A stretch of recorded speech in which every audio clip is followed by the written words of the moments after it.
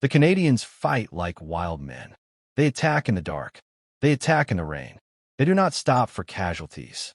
These were not words written for propaganda. They were not rumors spread by frightened soldiers.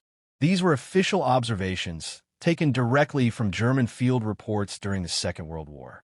For the German soldier, the Western Front was already a nightmare of fire and steel. Endless artillery, constant air attacks, cities turned to rubble. But within that nightmare existed a clear hierarchy of fear. When German troops encountered American forces, they feared their industry. Endless tanks, endless aircraft, an ocean of supplies that never seemed to run dry. When they faced the British, they respected their discipline, their stubbornness, their ability to absorb punishment and hold ground. But when they faced the Canadians, the fear was different. It was not fear of machines. It was not fear of numbers. It was fear of the men themselves. This raises one of the most disturbing questions of World War II. Why did Nazi Germany, the masters of blitzkrieg and combined arms warfare, repeatedly classify the Canadian infantry as one of the most dangerous enemies on the Western Front? Why did German officers, including Waffen-SS commanders, describe Canadian soldiers as more ferocious than both the Americans and the British? The answer is not found on strategic maps or in the offices of generals. It is found in freezing mud, shattered buildings, flooded battlefields, and close-quarters fighting where survival depended on brutality. To understand this fear, we must first forget the modern image of Canada. Today, Canada is known as a nation of peacekeepers, diplomacy, and restraint. But the Canada that entered the war in 1939 was a country still forging its identity. A nation that sent its sons across the Atlantic not out of obligation, but by choice. Unlike the United States, which rapidly expanded its army through mass conscription, Canada fielded a relatively small force. Only a handful of infantry divisions would fight in Europe. But what Canada lacked in size, it compensated with intensity. Nearly every Canadian soldier who landed in Europe was a volunteer. Many had spent years training in Britain before seeing combat. They drilled endlessly. They trained in harsh conditions. They waited and they hardened. By the time they entered battle, they were not eager amateurs. They were controlled aggression. German intelligence officers noticed something unusual almost immediately. Canadian units did not fight cautiously. They did not wait for perfect conditions. They did not pause simply because doctrine said they should. They attacked with momentum, and once that momentum began, they rarely stopped. Captured German reports from Italy and Normandy repeatedly noted the same disturbing pattern. Canadian units continued attacking after objectives were taken. They pressed forward when other armies would consolidate. They refused to recognize the natural pauses of battle. When night fell, most armies dug in. Night fighting was dangerous, confusing, and unpredictable. But the Canadians treated darkness as an advantage. German soldiers learned that nighttime did not mean safety. In fact, it often meant the opposite. A German paratrooper captured near Ortona later admitted that they could never relax against Canadian troops. He described them as moving silently through the dark, appearing suddenly at close range, attacking with grenades, bayonets, and knives. The psychological strain was immense. German soldiers deprived of sleep began to feel hunted. Weather was supposed to slow warfare. Rain turned roads into rivers. WWII. Cold weakened morale. But German reports from Belgium and Italy expressed disbelief at Canadian behavior. While other armies waited for clear skies, Canadian units attacked through driving rain, freezing floods, and knee-deep mud. One officer wrote that watching Canadians advance through a storm shattered the defenders' confidence. It meant there was no weather severe enough to stop them, no terrain miserable enough to protect them. And if Canadian infantry was terrifying up close, Canadian artillery was devastating at range. The German army respected American artillery for its sheer volume, but they feared Canadian artillery for its precision.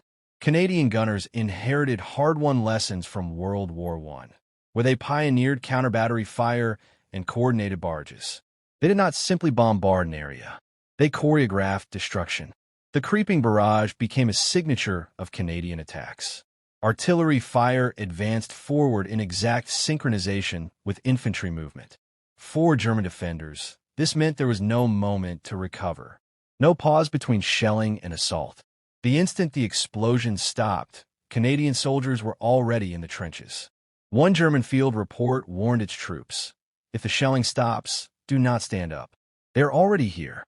This combination of aggression, precision, and refusal to retreat reached its most brutal expression in Italy, in the town of Ortona.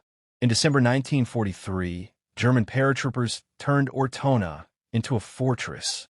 Narrow medieval streets, thick stone buildings, and rubble created a perfect killing ground.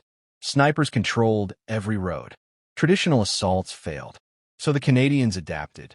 Instead of moving through streets, they moved through walls. Using explosives, they blasted holes from one building into the next. They advanced through attics and interiors, clearing rooms with grenades and submachine guns. This method, later known as mouse-holing, allowed them to bypass sniper-covered streets entirely. Combat became savage and intimate. Fighting occurred at arm's length. Knives, bayonets, bare hands. The Germans were prepared to defend roads and intersections. They were not prepared for an enemy that tunneled through the city itself. Ortona became known as Little Stalingrad. But if Ortona was a nightmare of stone, the Scheldt Estuary was a nightmare of water and mud. By late 1944, the Allies desperately needed the port of Antwerp. German forces controlled the flooded approaches. The terrain was considered impassable. Waist-deep, freezing water. Mines. Artillery. No cover. British armor could not operate there. American forces were focused elsewhere. Once again, the task fell to the Canadians. German defenders believed the landscape itself would defeat any assault. They were wrong. Canadian infantry advanced through icy floods under machine gun fire. Men drowned. Others were pulled under by mud. Yet the advance continued. German defenders described the experience as watching an enemy emerge from the water like something unnatural. A captured German officer later remarked that the American soldier fought best with comfort, but the Canadian soldier fought as if misery was his natural environment. By clearing the Scheldt, the Canadians opened Antwerp and saved the Allied supply system. But more importantly, they proved that there was no terrain on Earth where they could not fight. Then came Normandy. On D-Day, Canadian forces landed at Juno Beach under heavy fire. By the end of the day, they had advanced further inland than any other Allied force. But the true horror came afterward, in the hedgerows, against the fanatical 12th SS Hitler Youth Division. The fighting was vicious. After Canadian prisoners were executed at Ardennes Abbey, something shifted. The war became personal. Whispers of taking no prisoners spread through the ranks. The Canadians were no longer just fighting for objectives. They were settling scores. German SS veterans later admitted that they tried to surrender to British or American units whenever possible, desperate to avoid facing Canadian troops directly. To German commanders, the differences were clear. The Americans were feared for their production. The British were respected for their discipline. But the Canadians were feared because they combined professionalism with unpredictability, aggression with precision, and morale with ruthlessness. They were not exhausted by years of war. They were ready for it. The fear of the Canadian infantry was not myth. It was not exaggeration. It was built in ruined towns, flooded fields, and blood-soaked hedgerows. The maple leaf did not represent politeness on the battlefield. It represented inevitability.